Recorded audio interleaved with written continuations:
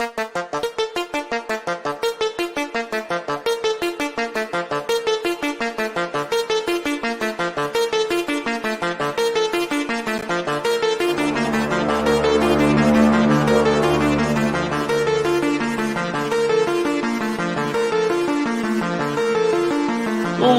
from Hollywood, it's Paranormal Tonight.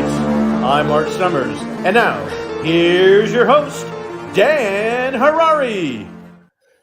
Hello, everybody. Thank you very much for joining me. I am Dan Harari. My last name rhymes with Ferrari. That's how I remember it. That's how I tell people how to remember my last name. Thank you all for tuning in tonight. We have a really special show tonight, but I just want to say a few words. I've been a Hollywood publicist for 40 years, and I am broadcasting to you guys live tonight from my office at my PR agency, Asbury PR Agency, Beverly Hills. And also, I have to do a little plug for my publisher. I am the author of 2 books. My first book was called Flirting with Fame, and that came out in 2022. And that's right here. And that's the history of my career in show business. And it has lots of fun photos of me with like Spielberg and Jerry Seinfeld and Mel Brooks and Steve Allen and a lot of really fun people. There's some really funny stories are in here. So please check out my book, Flirting with Fame. That's right there. And then my other book, which got me to introduce to many of the top ufology experts and researchers in the world, came out last year. And that's called After They Came. That's my UFO science fiction book about benevolent aliens who come to Earth and save mankind. It should only happen. And both of my books are on Amazon. So if you'd be so kind to check them out. And then write to me. I'd love to hear from you and hear from what you guys think about these books. I put a lot into them. I've gotten a lot of good feedback around the world. And that's that. Okay, now we get to the fun stuff. We do have a very, very special guest for you tonight. Let me do the little intro here, and then we will bring him in. Academy Award winner Robert Short is currently marking his 50th anniversary year in the entertainment industry. He has consistently contributed outstanding technical, creative, and artistic achievements in the fields of visual effects, special effects, and makeup effects. Bob and his team have brought to life many of the screen's most indelible characters. He has fostered a unique blend of styles and techniques in the design and creation of these characters, which have appeared in over 100 feature films, TV shows, and commercials. And Bob just told me this the other day. I never knew this. His career began in 1974 when he helped to develop the Hamburglar character. Do you guys remember the Hamburglar character? Bob Short helped create him for McDonald's commercial back 50 years ago, 1974. Bob's iconic special effects contributions to the entertainment industry include the outrageous afterlife inhabitants of the film Beetlejuice. Well, we've all seen and loved Beetlejuice, of course. Bob won the 1989 Oscar for Best Makeup for that film, which redefined the boundaries of horror and humor. And we'll be talking a lot about Beetlejuice with Bob Short in a minute. For the TV movie Intruders, Bob and his team created the animatronic alien greys, hybrids, and hybrid babies. He calls that project Wild Times, and I can't wait to discuss aliens with Bob Short.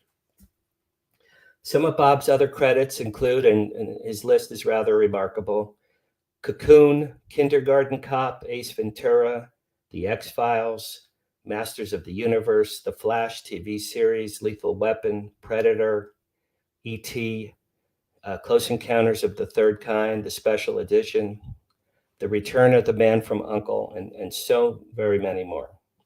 In 1983, Bob launched Robert Short Productions, and through that company, he's helped realize the vision of many of Hollywood's most prominent filmmakers, including Ron Howard, James Cameron, Tim Burton, David Lynch, Steven Spielberg, Joel Silver, Tom Shadyac, John McTiernan, John Davis, Richard Donner, and Zack Snyder. So that's quite a resume. Okay, Race, let's bring in my very dear friend, Bob Short.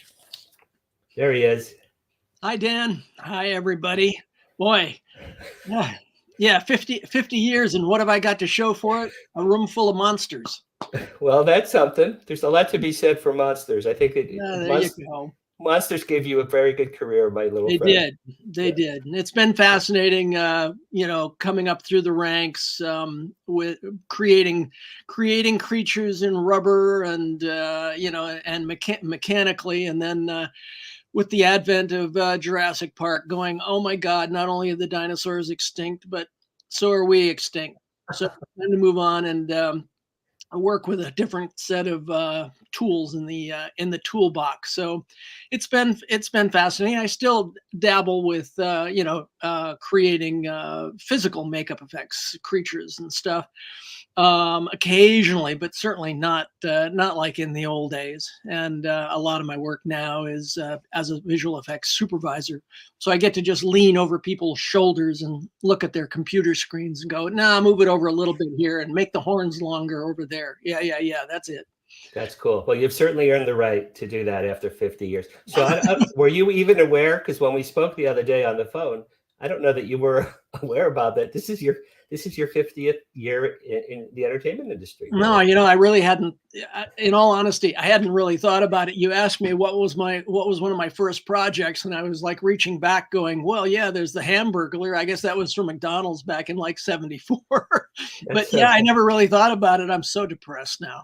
Oh man, that's so cool. I just hit 40 years as a Hollywood publicist, so I'm right behind you, my friend. Yeah, exactly. So I'm just glad, it's like with all the work that I've done, I always tell people I'm always thankful for the fact that there's a handful of projects that people recognize and go, oh yeah, I've actually seen that, or I know something from that. And that it's always great to have projects that people recognize and have had some kind of impact on the culture somewhere along the line. Because for every one of those films and TV projects that somebody recognizes, there's like 30 other projects that nobody's ever heard of, that are just like, oh yeah, I worked on such and such. And they go, yeah, never heard of it. So those early days, like in the 70s, doing the McDonald's commercials, also worked on helping create the Grimace and the whatever Captain Crook and all that kind of stuff at the time. And that particular era where I was kind of learning on the job, trying to figure out how everything was done, before I moved into supervising shows, for films. One of the last things I worked on as one of the team putting something together, which was at Don Post Studios, where they had a special effects lab doing special projects. One of the last things I worked on there before moving on into feature films was part of the team that created the mask for the original Halloween, the original Mike Myers mask. Wow. Wasn't that based on William Shatner's face? It was a William Shatner mask. I was one of the people who dredged out the William Shatner. The production came to us and asked us to do a white mask that was just as blank and as plain human face as possible. And we kind of had a choice because we were doing this line of Star Trek masks at the moment. And the only humanoid masks that we were doing at the time was Star Trek. The two character that William Shatner, Captain Kirk, and Mr. Spock, and we had kind of a decision to make whether to use Mr. Spock or Captain Kirk, and we didn't want to monkey around with the ears on Spock, so Shatner won as a default. That's a great story. I don't think most people don't know that. Yeah, and when it was being put together, we kind of thought it was a joke. It was like, nobody's going to get frightened of this thing. So let's just get this, let's get this project over with. The lead on that was the lab manager, was vice president at Donpo Studios, and a very good friend of mine, Bill Malone, who had sculpted the mask in the first place. The William Shatner. We had the original. We had William Shatner and Leonard Nimoy life masks from Paramount.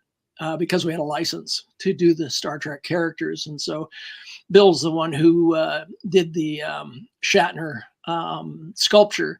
And it was Bill who sent the, I found the defective mask, and then Bill cut out the eyes so that it would be easier to look out of. And because it already had hair on it, Bill decided to paint it with black airbrush on the top of the brown hair.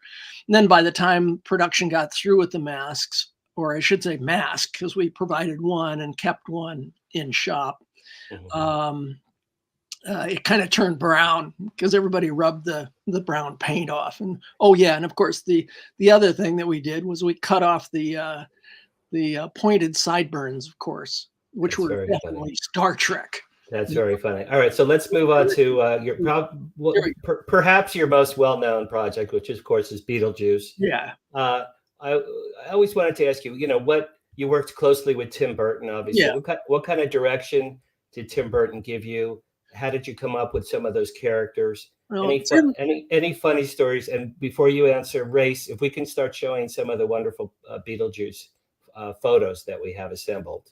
But yeah, go ahead. How did you get the gig? How did you work? Well, I got the gig because the visual effects supervisor on the show recommended me, a fellow by the name of Alan Monroe, who was key to the designs and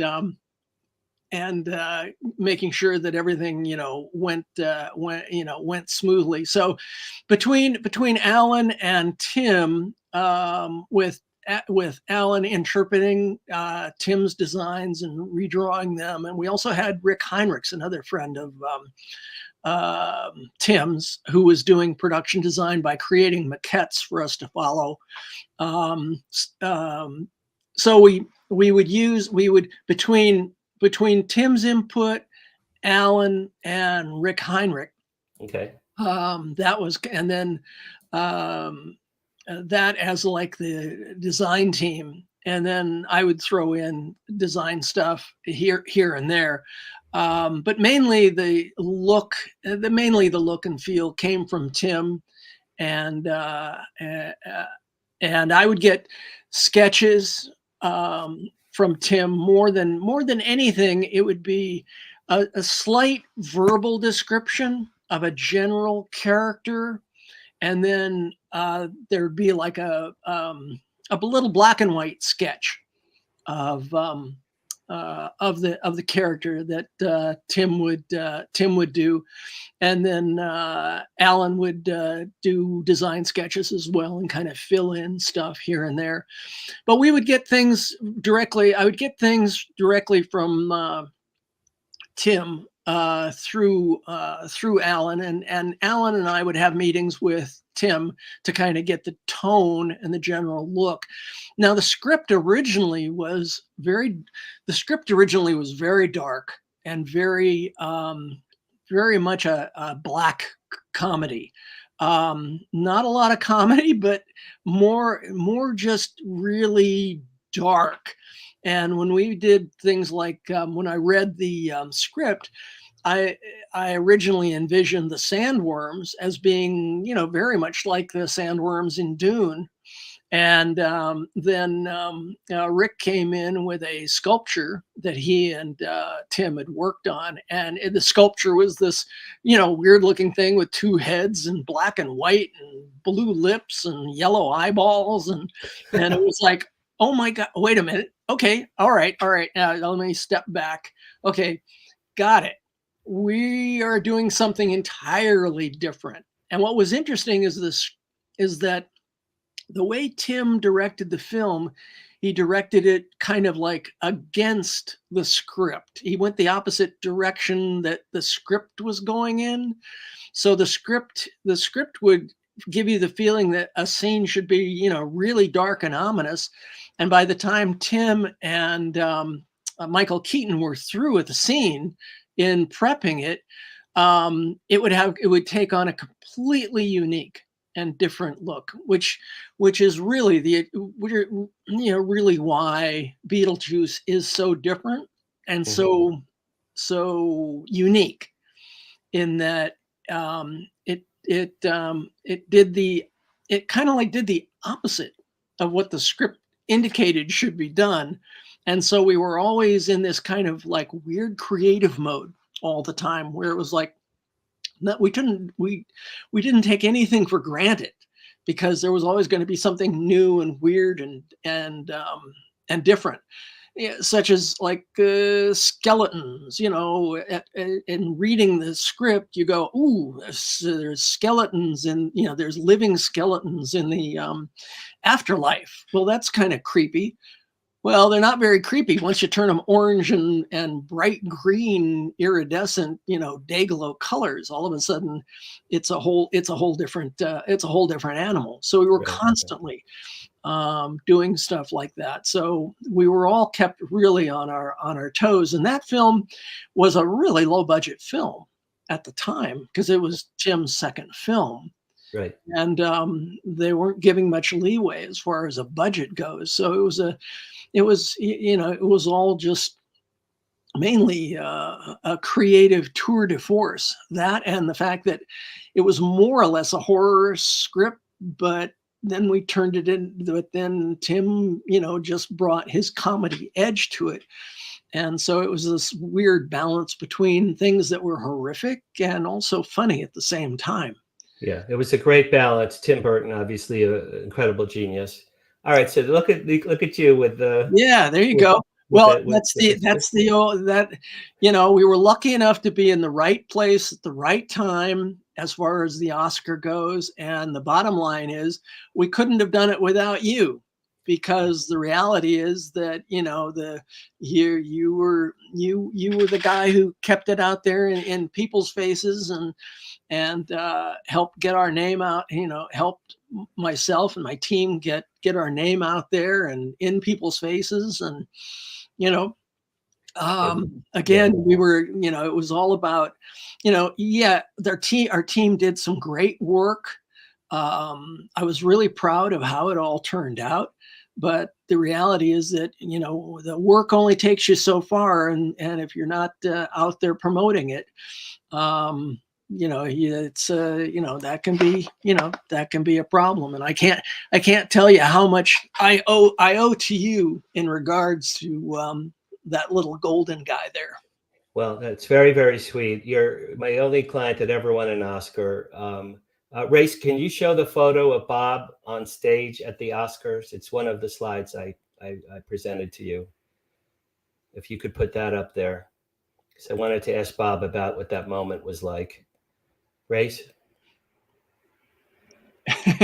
Did we lose him? No, I'm here, but I don't have that one, Dan. Okay, it was, oh boy, it would be number. Remember, I numbered all of them. It would be number 7. Let's try number 7. No, 7. Bob Short Let me Beetlejuice. go look and see if I've got it back here. Give me just 1 second. Yeah, that's okay. That's okay. I know what photo you're talking about. So if we don't get it up there, I'll still be able to. Yeah. Well, I have a funny story about that. I mean, we were up against, as far as the Academy Awards go, we were up against some of the top people in the industry, and we just happened to be. I always feel we just happened to be lucky because Beetlejuice was so popular.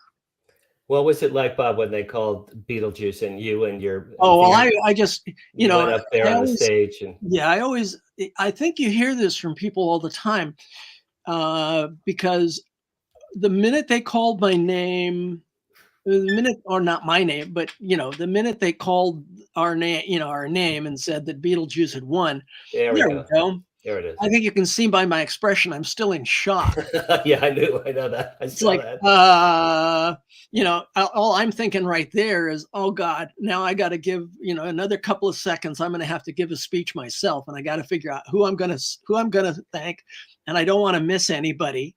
But during that time, from the moment that the award was announced until I got backstage, I have no memory of it whatsoever. My mind has just totally blanked it out. I remember talking to people in the seats. I remember, looking over, saying hi to people. And then I remember Sybil Shepherd in the back asking if she could carry my Oscar for the rest of the night. Me going, oh, sure. Yeah, Sybil Shepherd. Yeah, okay. Why not, Sybil? Sure. So listen, because Bob, it was, I have a funny story to tell you. yeah. So Race, could you put that image back up? The one at the Oscars? There we go. All right. So, Bob, I was married to my ex-wife, Kim, who I believe you met a long time ago. And Yeah. our son, Jordan, was almost 1. Okay. He was not yet 1 year old. Yeah. And I was very fortunate and grateful that you and I had worked together for a solid year or more on a PR campaign. Yeah. For your studio and you as an artist on Beetlejuice. So my ex-wife Kim and I and baby Jordan, not even 1, we were watching the Oscars, of course. So when the announcer said, and the winner is Beetlejuice, my ex-wife Kim screamed like, yay, like so great. We were so excited. And my little son looked at Kim, his mom, and started crying because he was so scared. He turned red. He was scared, frightened to death, and he burst out crying. So when you guys were up there talking, all I heard was my baby crying. I had to watch the rerun to hear the words because I missed it the first time. Okay, well then we both have the same story. Neither of us caught the the acceptance speeches. It was your moment, and it was one of the career highlights for me as well. So it's so great that we've been friends all this time and that we got to share that moment together. Oh yeah. It was really, really special. Okay, so now I want to move on. Okay, moving on. Ancient history. Let's move on to a little movie I like to call E.T. the Extraterrestrial. Nothing serious. That little thing. That little thing. Grace, let's put up the E.T. image if we can. There we go. All right. So, Bob, you created that heartlight. Is that correct? And how did that happen? Now, Carlo Rambaldi designed and created E.T., the animatronic of E.T., and at the kind of the 11th hour, they were having trouble figuring out how to do the heartlight because there just wasn't enough room in the chest to accommodate the little light bulb thing that they were trying to put in. They were trying to put in there, and Mitch Suskin, who is the visual effects supervisor on the show, recommended that I come in and just throw around some ideas and see if there was a way for me to kind of bring new eyes to the project and see whether or not there was a way to get this heartlight concept done by the beginning of filming. And it was just one of those things that I walked in, and Carlo, and Mitch and I sat down and looked at what Carlo was putting together, and I basically said, well, it's the old, you guys are just too close to the project. You're trying to fit the heartlight into the mechanical chest, figure out how to make it transparent and make it all work, and there's not enough room in there. My suggestion is give me a week or so, and I'll create a separate body that's just nothing but the heartlight system. Okay. That way I'll have enough room to work in there. And they basically everybody went, oh, well, yeah, you're absolutely right. And we'll just have a separate body for the heartlight. So then Mitch and I figured out, E.T. came from a plant, he's a botanist and he's from a planet filled with plants. And so I just figured that, so Mitch and I just sat down and we figured, well, let's think of if potatoes had organs, what would they look like? So we got all these plant-based shapes and put together something that was, living, beating, and it had all kinds of air hoses pumping through it, and these air bladders and plant type shapes and stuff. And so that's what happened. I based, It's a wonderful prop, and it looks real. I'm looking at it And now. It then, looks like it's beating. Bob, we have to take a commercial break. sure. Pay some bills, race. Let's rock and roll, and we'll come back in a couple of minutes. Back with Bob Short. All right. Looking forward to it. Thank you.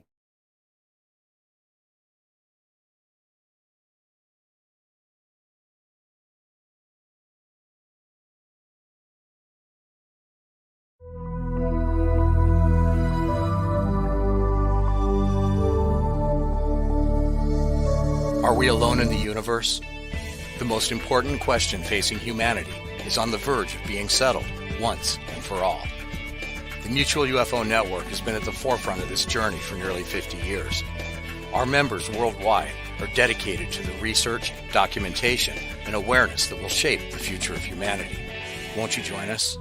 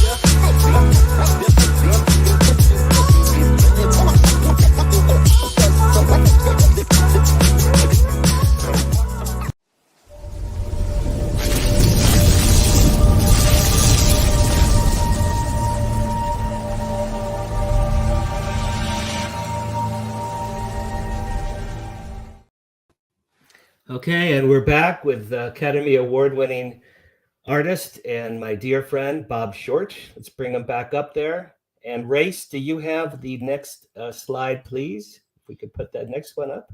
After the picture of me with Bob with the Oscar, the one after. There we go. There you go. So, Bob, you created a very wonderful character everyone loves, the mermaid costume from Splash. I think that's you. And the second from the left with with the crazy hair. Look at your crazy hair. Yeah, that's all gone. Yeah, me too, man. Tell me about this scene. What are we looking at here? Well, this is Daryl Hannah in her mermaid outfit. And she's on this lounge chair about to be lowered into the water, which is how we got her on and off the boats that we were using. And that's on the let's see, I don't know if that's left or right of the screen, but the fellow in the yellow t-shirt, that's Mitch Suskin, who I mention occasionally, which I mentioned, and he and I, he's the one who brought me in on ET. Okay. He's the one who brought me in on Splash, because I had done Piranha and I had underwater background. And so I seem to be the perfect fit for Splash. And I always get a chuckle now that there's a whole worldwide mermaid community now, that women who buy tails from professional tail makers, and they swim and have conventions and get-togethers all over the world. And I get invited every once in a while to come and do lectures and do inspirational stuff for people who want to become mermaids. And then I obviously always get a chuckle when I run into somebody, women who are named Madison, which, of course, when we did Splash, Madison was not a name. It was just an avenue. And then Madison in the early 90s became the 5th most popular girl's name in the world. Because of the movie, yeah. Because of the movie. This is Bob. This is one of the great production stills that I have ever seen. I mean, this just says so much. This one behind the scene moment. Who is the pretty girl next to you? Is that Daryl Hannah's? That's my makeup. That is my makeup assistant, makeup artist assistant, Karen Kubek. I thought maybe she was Daryl Hannah's lookalike. She looks very much like Daryl. Yeah. But she was on my team as the makeup artist. because And we what? were responsible for not only the tail, but Daryl's overall makeup, everything from her eye shade to her fingernail design. Yeah. And That's so just it was a whole, such an iconic Hollywood costume. Bravo, my friend. That was no, thank you. wonderful. That was Right. great. All right, Race, let's go to the next slide, please.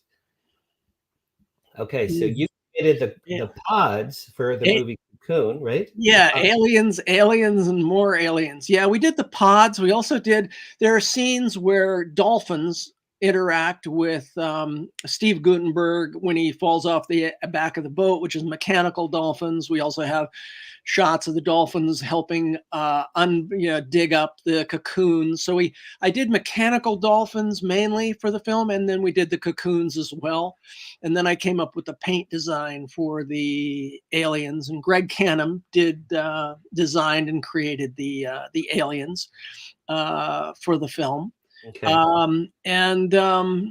What was great about that film is getting a chance to actually there were wild dolphins that were caught for the film, and then I got to actually learn how to train wild dolphins in this pen that was made and put out in this cove. And then after we were done with the filming, we released the nets and let all the dolphins go. But it was pretty wild to actually train wild dolphins, to have them interact with the cocoons themselves. And that's so great. That's so cool. So you worked with Ron Howard on Splash and Cocoon. What is Ron Howard like? Ron is just like Richie Cunningham. I mean, he's just Richie Cunningham. He's just a salt of the earth kind of guy. What was fascinating is that when he spoke on set, everybody was silent and just listened intently, and he never had to raise his voice once. Wow. I mean, he's just so calm and so focused, but he's so friendly to everybody. He's truly just a nice guy. That's great. I never met him. I've seen him walking around in Beverly Hills. Yeah. He seems like he'd be little Opie or Richie Cunningham in real life. Yeah. All right, Race, let's go up to the next slide, please. There is my friend Bob Short with the Flash, right? The Flash, the 90s Flash, as opposed to the WC Flash of today. But even on the WC Flash of today, they recreated this costume for a couple of episodes for John Wesley Shipp, who of course starred in our Flash and is one of the stars occasionally on the new Flash. And I found it quite I was very honored to see those guys put together a replica of our suit for a couple of their episodes. So, you invited me to the set one day. It may have been this day, actually. I was there with you. I think we had lunch and I met John, and I remember feeling the suit. It's like, wasn't it suede? Was this suede? Yeah, it's electrostatic flock is what it is. The same stuff that you'd find in the glove compartment of your car, that kind of, that kind of fuzzy stuff. And one of the crew I was working with, while we were trying to figure out how the heck to build this suit, somebody said, well, why don't we find a way to flock the suit? And all I had was these images of white Christmas tree flock all over something. I was like, well, what the hell are we supposed to do with that? And then I realized, oh, you're talking about electrostatic flock. So we had to come up with so this is one of those suits that the producers asked me to create a suit that looked like it walked out of the comic books. And they said, can you make a suit that has no seams? And I was like, what? Wow. I was like, oh, sure, I can do that. And I walked out into the hallway. What the hell am I going to do now? Well, how the hell am I going to do that? And that's when we came up with the idea of electrostatic flocking. And the only seams that the suit had was right there at the belt line. That's pants and a top, and that's it. And then there's a zipper that zips the two halves together, and then that belt disguises the zipper. So, ta-da! No seams. Yeah, that was a magnificent costume. Why do you think your Flash 1990 to 91? Why do you think your Flash only ran one season? Oh, well, it's real easy. The studio, not the studio, the network didn't. The network, after they approved the pilot and put it into production, they just lost interest in doing superheroes, and so the network just decided to kill it. So you'll notice during its run, it got switched out to all kinds of different time slots, and they were all, you could never find it where it should be, and it was just the network lost interest in it and wanted to move on to something else. So this show was many years ahead of its time. Very much so. It preceded the comic book era, really. Yeah, it definitely preceded the era of superheroes as we know it today with Marvel. Marvel and DC and also DC, too. Yeah, as much as they try. All right, Race, let's go to the next slide, please. Okay, so Bob, for the movie Intruders, you created the animatronic gray aliens, hybrids, and hybrid babies. Yeah. You told me that, and this is fascinating. We got to talk about this. You were in the room when real life alien abductees were being hypnotized and describing these extraterrestrial beings and their experiences. Also, you worked with Bud Hopkins and Whitley Strieber to a degree. Tell me about Intruders. Well, Intruders in a nutshell, it was directed by Dan Curtis, who did Dark Shadows and Winds of War. And Dan was always, considered somebody hard to work with, but I found him very easy to work with and, very professional all the way around. And everybody involved with the project wanted to be as realistic and take the whole subject as serious as possible. And I had never really looked into, alien abduction other than, what everybody else would, think about, UFOs and people being abducted and, whatever. But I was fascinating how the veil kind of dropped away as we got more and more serious and delved more and more into what was behind all this. And part of making this as realistic, as authentic as possible. Sure. We actually put abductees who I found very credible and very serious people, and people who had no airs about them as far as relaying these stories for personal aggrandizement. These were people who, in my mind, whatever they were talking about really happened to them. Right. Yes. And so we put them under. So I wanted to get the aliens as accurate as I possibly could. So we put several abductees under hypnosis and had them verbally describe the aliens in very minute detail. And I took those notes, and that's what I based these designs on. And one of the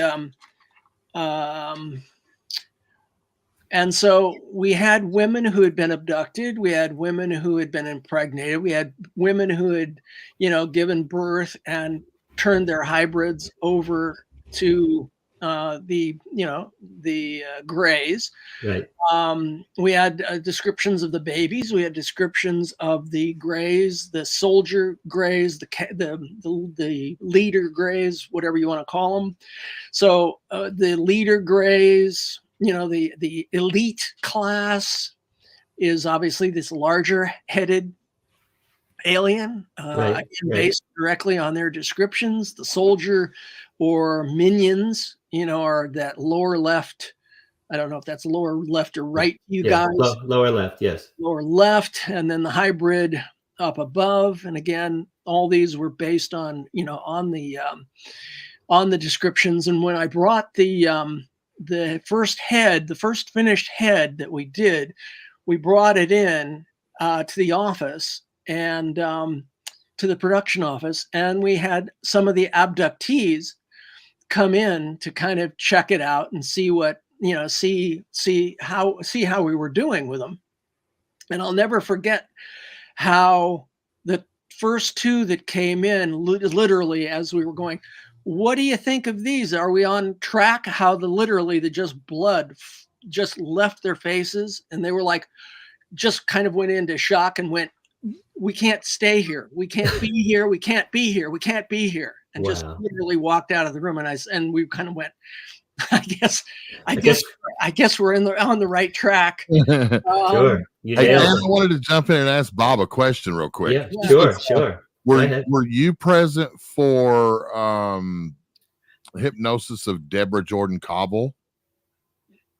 I don't remember I don't remember any of the names at this point.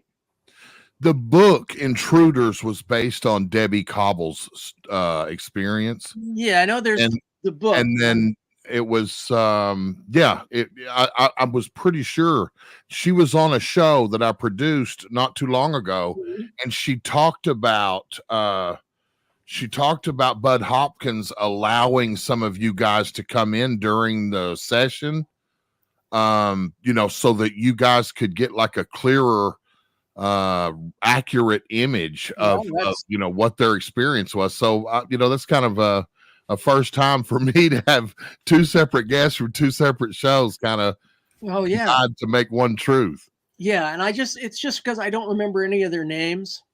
It's just been so long, but that's probably it. I mean, that's probably her. Debbie Cobble's a friend of mine, Race, as well. She's a good friend of mine. Everybody's a friend of you. You're like Santa Claus. You're just a friendly guy. But what I was going to say, which the most important thing about the alien design, yes, and this is something that I don't know if it's in the books, I don't know if it's in the research, but it was certainly something that continually got brought up in the hypnosis sessions and in the discussions with the abductees, and that is, you'll notice the clarity of the eye of the bigger of the the tall gray alien, the tall gray.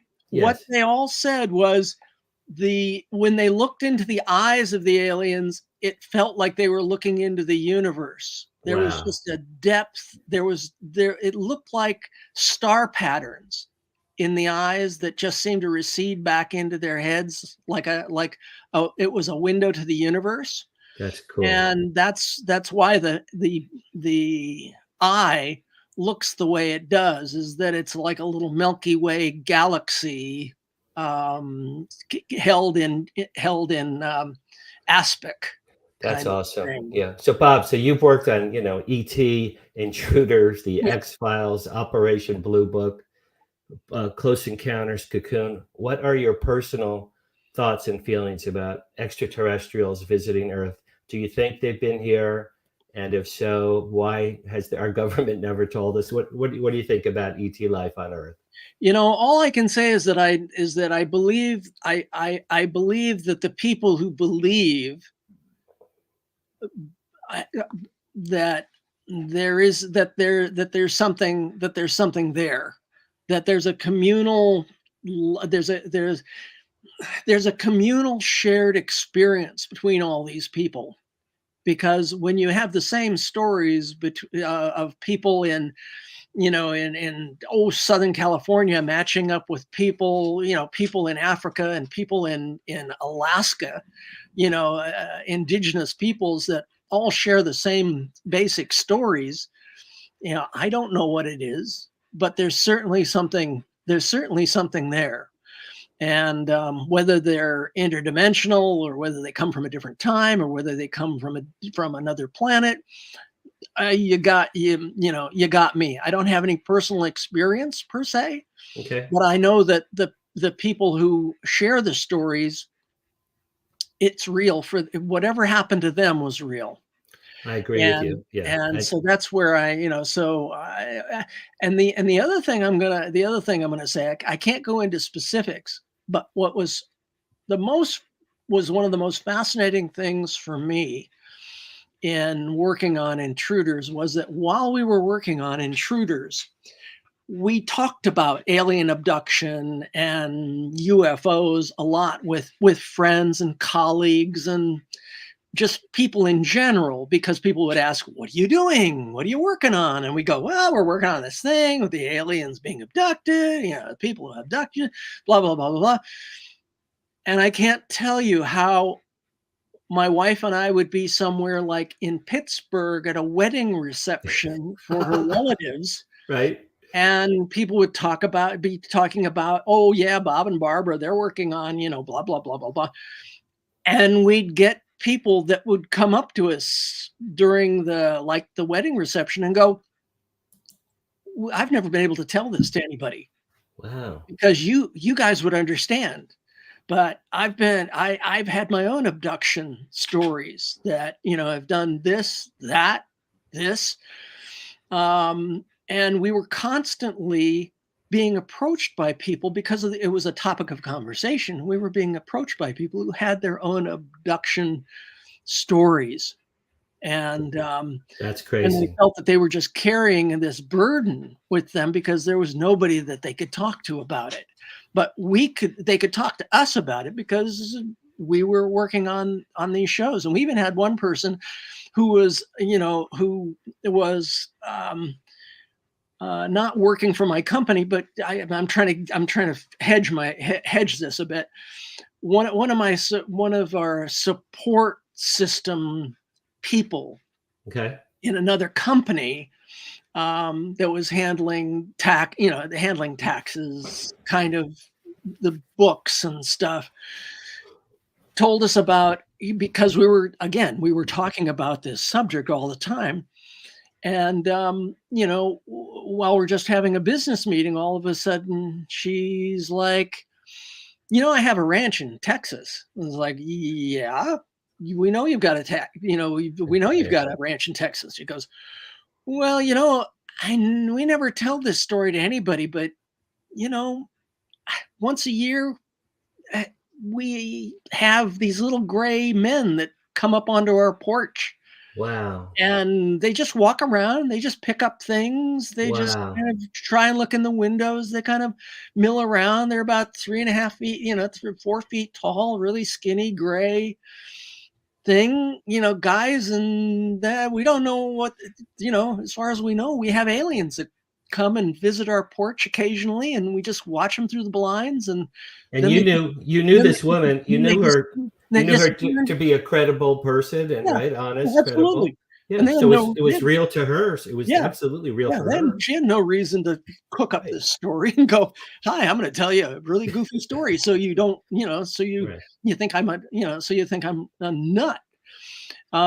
So because of those kind of things, all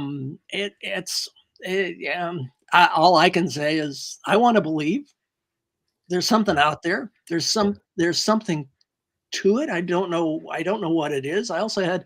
We also had somebody talk to us about how, from an anthropological study, how the same kind of stories of the abductions and the children being removed and the interaction with these creatures, that these stories also seem to reflect, these stories seem to occur through the medieval ages and back. Right. And what happens is that it seems like these stories have been told for generations. And there are UFO references all through the Bible, in the Old Testament too. Yeah, and each generation overlays what they're familiar with.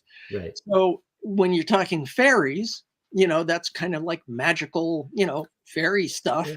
Leprechauns. Leprechauns. Yeah. There's all kind of similarities to the storylines, but the technology is different. Right. In the old days, it used to be magic and witchcraft and this and that, and now we overlay flying saucers and our own technology onto the stories. So it is fascinating. The other thing that that fascinated me was that there were things that we were not allowed to put into the film. Wow. Like what? I can't tell you. Okay. You probably get in trouble. Yeah, you get the men in black. The men in black will knock on your door. Yeah. It was fascinating because there were things about the aliens that we couldn't include because interviewers use it as a litmus acid test to find out whether or not somebody's telling them a credible story. Right. Well, there were things about the interior of the ships, and there were things about the aliens themselves that we had to agree not to include, that were just like, that's black book stuff.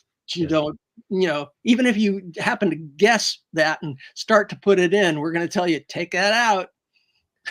That's crazy. We actually had restrictions on what we could reveal to the public. Race, can you put up that very last graphic I sent you?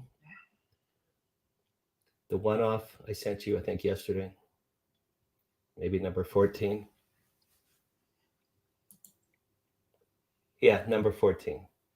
It's number 14. Race, number 14. What's number 14? I promised my daughter we would do this. Oh, the surprise. Yeah, this is a surprise. I gotta go back and find that one too, you guys. Hang on. All right. I sent it to you separately, and you said got it. It was just one image, number 14, Bob Short. So, ironically enough, my experience with aliens is a lot more than I ever anticipated I would get into. Oh, okay, I got it. I'm sorry, Bob. Okay. All right, let's go. I'll put this up because Bob. All right, so Bob, look at that. All right, let me tell you the story, Bob. You gave me that. You gave that to me in '88. Yeah. My daughter was born. My daughter's on, and she's watching right now, Anjali. All right. She was born in '90. I gave that to her when she was 6 years old. She wore that, Bob, for 25 years. And she just retired it a few years ago. She wanted me to say thank you. It's the greatest sweatshirt she ever had in her life. And she wanted me to ask you if you had any extras laying around that didn't look like this one. I wish. Isn't that great? Is that the greatest? That is great. That is terrific. I haven't seen, it's funny. I haven't seen one of those sweatshirts in a billion years. And that's the same kind of sweatshirt. Yeah. We did a photo session with Tim for publicizing the movie. Yeah, I was wearing one of those sweatshirts with Tim. So this is a collector's item. Oh, it's definitely a collector's item. Yeah. So that's my daughter. I took that picture at her house the other night, and we were laughing hysterically. Look at that thing. I love how aged it is. That's the kind of aging that a costume department would just die for. Isn't it great? That's just so great. We have a couple. You guys, when I saw this image, when I downloaded it, I thought that's the way that it was made to start with. No. That's 25 years of wear, Race. But I mean, it's fitting for Beetlejuice. That's fitting. I mean, that looks like it's supposed to be. But it's very fashion forward with all the worn out areas. Just needs worn out jeans. That's money. That's great, right there. My daughter just wrote, "It was my favorite thing to sleep in."